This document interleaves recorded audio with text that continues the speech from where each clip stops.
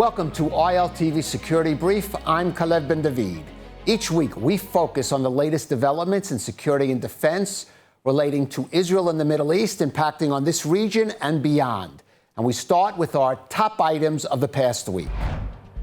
Israeli and Hamas negotiators in Sharm el-Sheikh try to finalize details of the Gaza peace plan in mediated talks.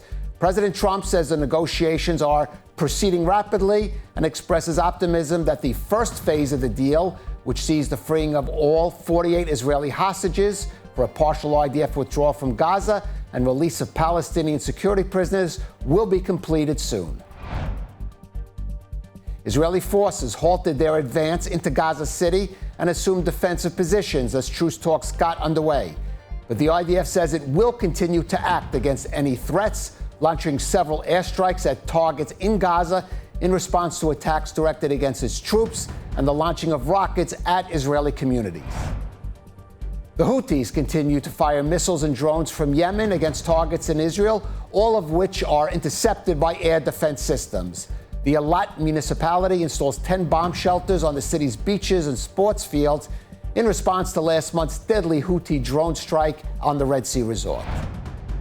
IDF forces from the Ephraim, Yehuda, and Benjamin brigades carry out operations across Judea and Samaria, arresting 8 wanted terrorists and confiscating weapons and incitement materials in sweeps through several villages and Jenin and Tulkarem.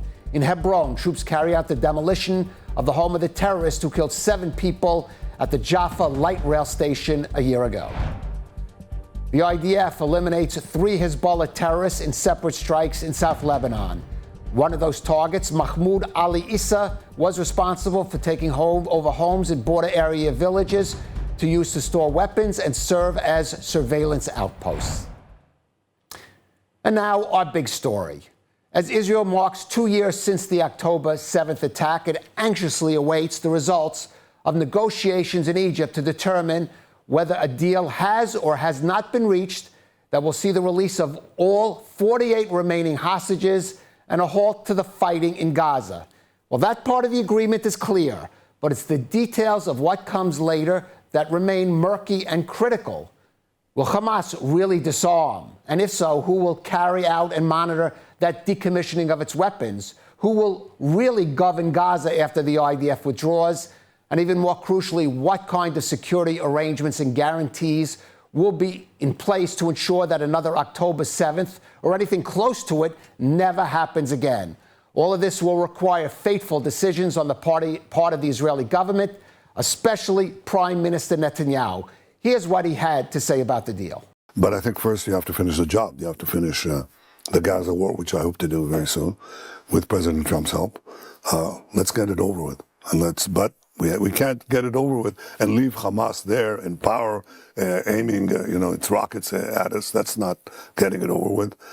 Getting it over with get all our hostages out, which is still before us. We haven't yet done it, and I hope we do, but it's not yet done.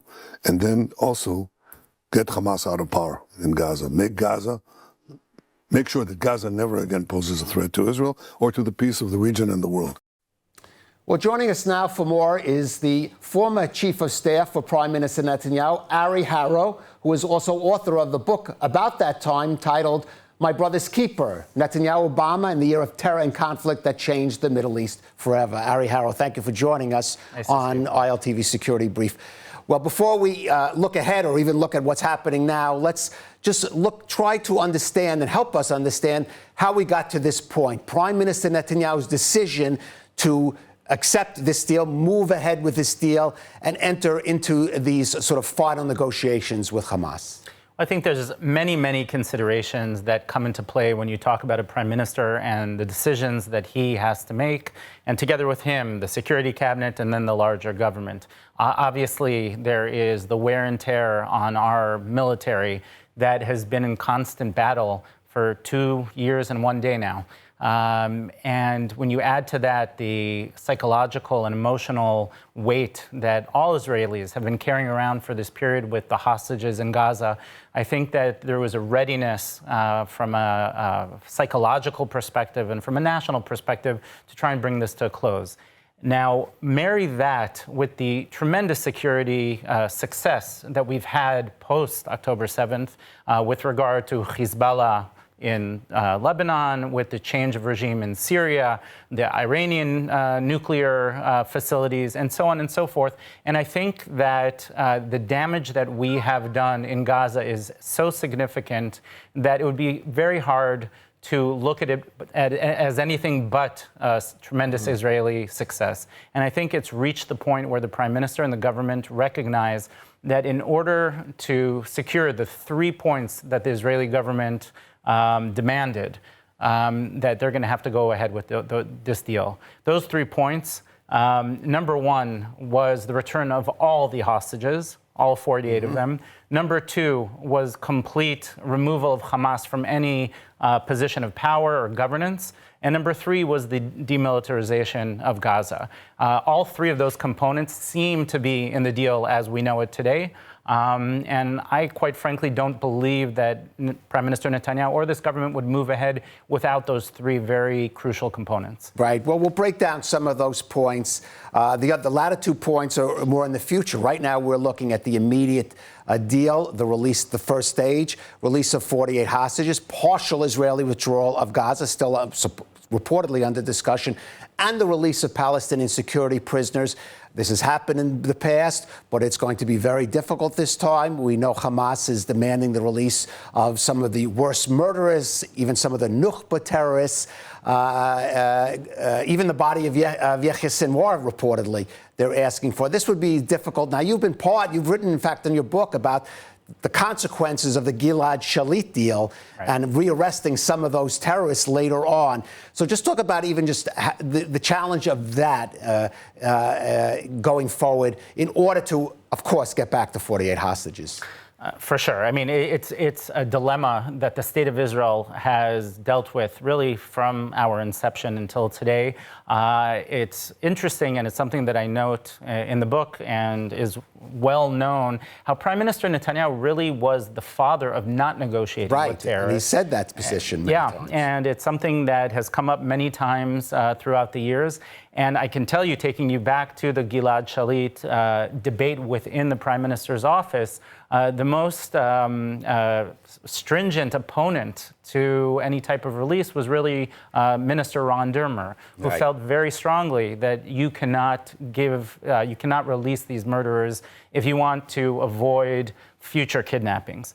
Having said that, there are moments where a prime minister and where a government has to make very difficult decisions. You know, one of the things that is so difficult about leading any country is you're in a constant dance between urgent and important.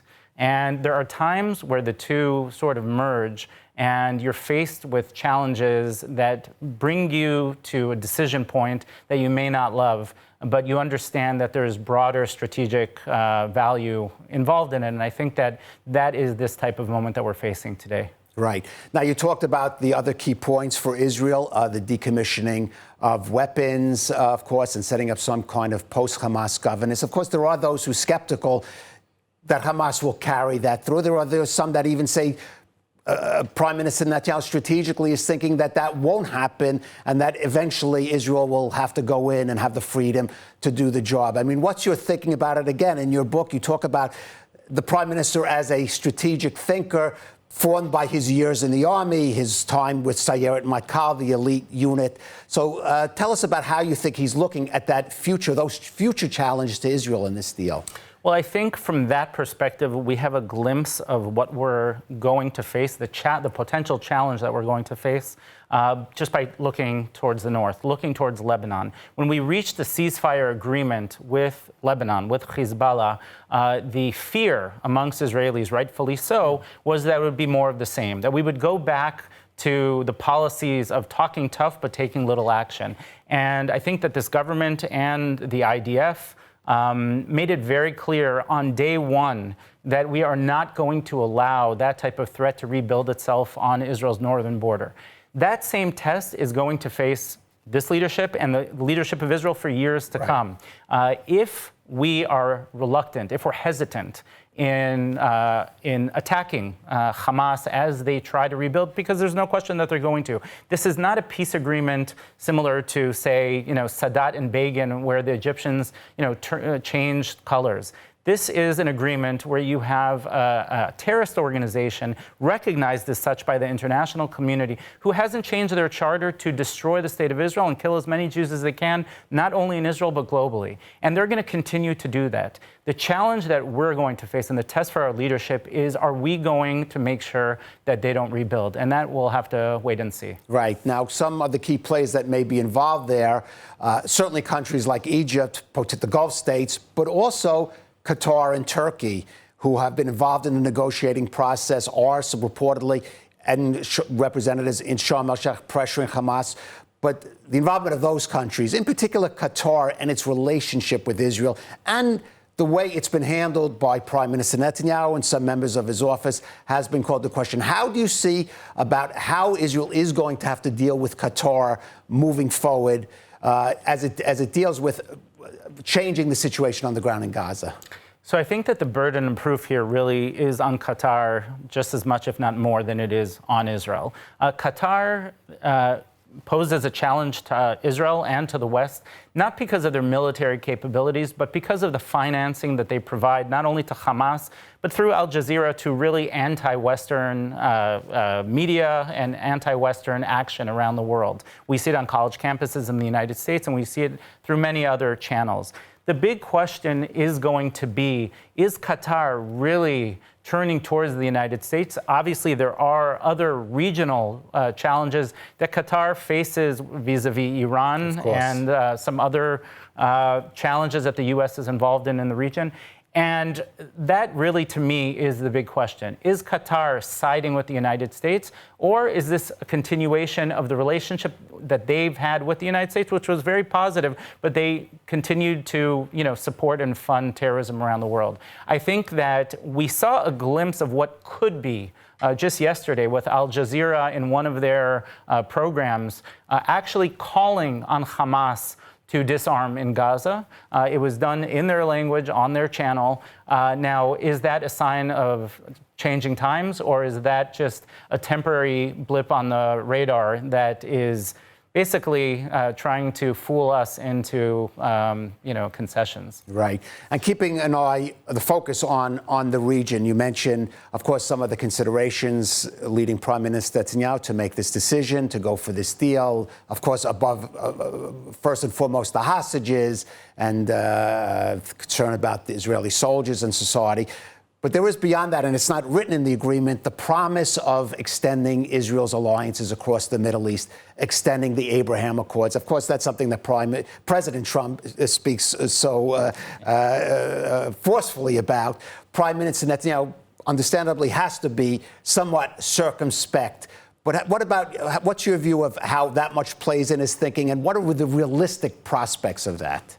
So I think there's really a fascinating juxtaposition that we've seen over the last few weeks.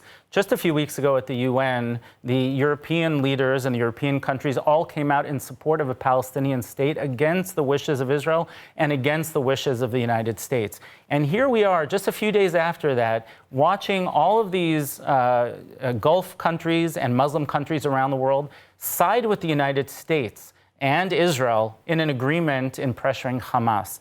And I don't think that that is by accident. I think that there is a real move amongst the powers in the region to build closer ties and open diplomatic channels with the state of Israel. They see the benefits, definitely as long as Trump is in office. Some of the players that signed onto that agreement, like Indonesia, are nowhere near our region, but they understand the value of having this type of relationship with Israel. And it is shifting sands in the region, and I hope that we can take advantage of that. And finally, you subtitled your book, referring to your time in the Prime Minister's office, a year of security, a year that changed, of conflict that changed Israel. Certainly, this has been, these past 2 years, has been that. So I just want to get briefly your feeling now as we mark the October 7th anniversary on its second year, and potentially a light at the end of the tunnel there. So, I mean, together with all Israelis. You know, on the morning of October 7th, I woke up to the sirens and I woke up to the sounds. And I have children who were serving in the military and who were called in. And it is a moment that anyone living in Israel, and probably any Jew around the world and any peace-loving individual around the world, will remember and really seared in our memory. It was a devastating few days, and something that hasn't changed over the last couple of years from that perspective. But I do think that if you look at the strategic balance, tremendous opportunities were grasped, and I think that we're in a much better position from a security and geopolitical perspective today than we were on October 6th. As I mentioned earlier, Lebanon is dealing to a certain degree with Hezbollah after we dealt with them militarily. The potential of peace with Lebanon exists. The Prime Minister mentioned it at the United Nations. Syria has changed their regime, and there's talk of us signing some type of defense pact with Syria, and so on and so forth. We see the changes throughout the region. You know, there's an old Jewish saying that, you know, from tragedy comes triumph. And I do think that the opportunity is there. If there's one thing that we can learn from the hostages, the terrible situation with the hostages, is that our unity, something that brought us all together, is something that we need to continue to strive for in the months and years ahead. Well, let's hope so, certainly. Ari Harow, thank you for joining us. Thank you. Last month saw some big news for the world of Israeli security technology. The defense industry company Rafael announced that its Iron Beam laser-based air defense system had passed its final operational tests and was ready to be deployed. And not a moment too soon. Just days after that, a low-flying drone launched by Yemen's Houthi rebels managed to evade Israel's existing air defense systems, including the Iron Dome, and struck downtown Eilat, killing 1 and wounding 20 in that Red Sea resort. But is the Iron Dome the answer to that kind of threat? And if so, when can we expect to start it really being tested in the field? Well, joining us for more on that is Reserves IDF Brigadier General Israel Relik Shafir. He's the former commander of the Tel Aviv Air Force Base. And Relik, thank you for joining us on ILTV Security Brief. First of all, let me ask you, Iron Beam, where does it fit in the existing systems already deployed of Israel's air defense network, David Sling, the Arrow, and Iron Dome? It is quite parallel to the Iron Dome. Maybe at this time, not as effective as far as range is concerned. And we will have to see whether it can go through bad weather, because the laser is very sensitive to weather, and especially humidity. The laser itself gets diffused through very humid air. But this particular one, maybe it won't be as effective as the Iron Dome itself, but it is a lot less costly. The missiles are about $100,000 a piece, whereas the laser is just electricity with a couple of dollars per shot. So price-wise, it allows for deployment of a lot more systems. It's almost automatic, so it doesn't take too many people to man and exchange missiles, etc. The logistics around it are a lot simpler. And the next levels will be more powerful and be able to reach a greater distance, and of course for a much lower cost. So these are the two elements that are in there. It's not I would say, a strategic change. It's more of an economic change. Well, let me ask you, though, but let me ask you about that, because one area, it does seem the Iron Dome has been challenged by these very slow-moving, low-flying drones. For example, the one that struck Eilat.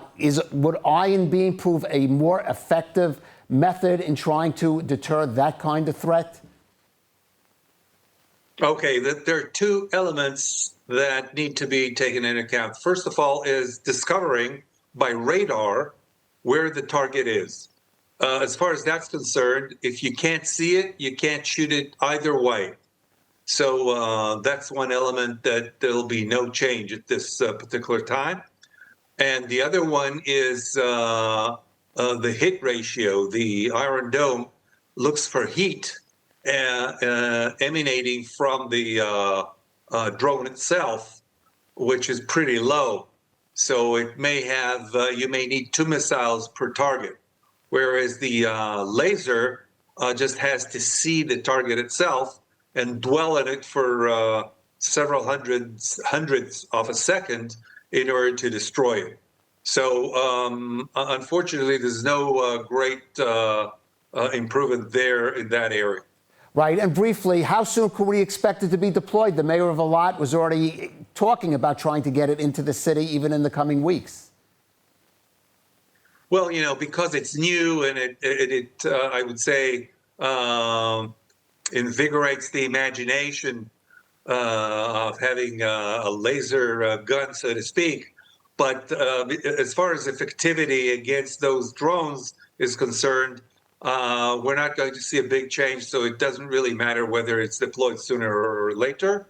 I guess the end of the war in Gaza, when there's a ceasefire, then we will seeing those drones and missiles, and we will have to wait for a better radar system to catch the or to lock onto the drone. Right.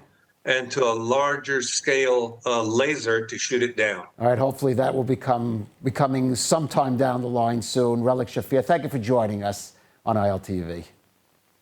My pleasure. And now a final word. It's the country that occupied Gaza for decades, stifled any dreams of Palestinian independence there, and eventually left the Strip impoverished and broken after years of misrule. And no, I am not talking about Israel, whose pullout from Gaza in 2005 left it as a self-governing entity with a functioning port, airport, and some real economic opportunities, all of which were wasted by a corrupt Palestinian Authority and a belligerent Hamas. Here we're talking about Egypt. Now, Gaza may be getting a second chance, and for it to eventually fulfill President Trump's vision of its future as a peaceful and prosperous home for some 2 million residents, it will need plenty of outside help. And no nation besides Israel has a bigger stake in securing Gaza's future and a bigger obligation to make that happen than Egypt. From 1948 to 1967, Egypt exploited Gaza by cynically using it as little more than a forward position in its ongoing aggression against Israel, keeping the population there as permanent refugees and stoking their hostility against the Jewish state. After losing the territory in the Six-Day War, Egypt washed its hands of Gaza, doing little to help resolve its unsettled status and alleviate its dire conditions. Even after signing the Camp David Accords with Israel, and even as Israel battled in Gaza against the Islamist brethren of Egypt's own Muslim Brotherhood, Cairo's lax and corrupt supervision of the Sinai border enabled a steady stream of weapons to those same terrorist entities. For the Gaza peace agreement now being finalized to work, an international force of Arab and Muslim states must help in the interim to secure Gaza, oversee the decommissioning of Hamas's arsenal, and train a Palestinian security force capable of maintaining order within the Strip and halting any future aggression against Israel. The major role in that effort will have to be played by Egypt, the only country besides Israel sharing a border with Gaza, and the only one with practical security experience in dealing with its terror groups. But that would require a more serious commitment from the Cairo government that it has shown to date in changing the situation in Gaza, rather than simply containing it out of pure self-interest. Egypt, which has gotten tens of billions of dollars of American funding over the years, as the second biggest annual recipient of U.S. foreign aid, owes it to Washington now to step up and help President Trump fulfill his dream of a new Gaza and a new Middle East. Egypt also owes it to Israel to now help neutralize the Gaza threat that it has not only done little to prevent over the years, but has had a significant role in bringing about in the first place. And most of all, Egypt has a debt to help the people of Gaza build toward a better future after having squandered the opportunity to do so during its 19 years of exploitative rule there and its negligent attitude since. It's time for Egypt to finally play a constructive role in the future of Gaza. For the international community, and especially the U.S., must now ensure that it does just that. Thank you for joining ILTV Security Brief.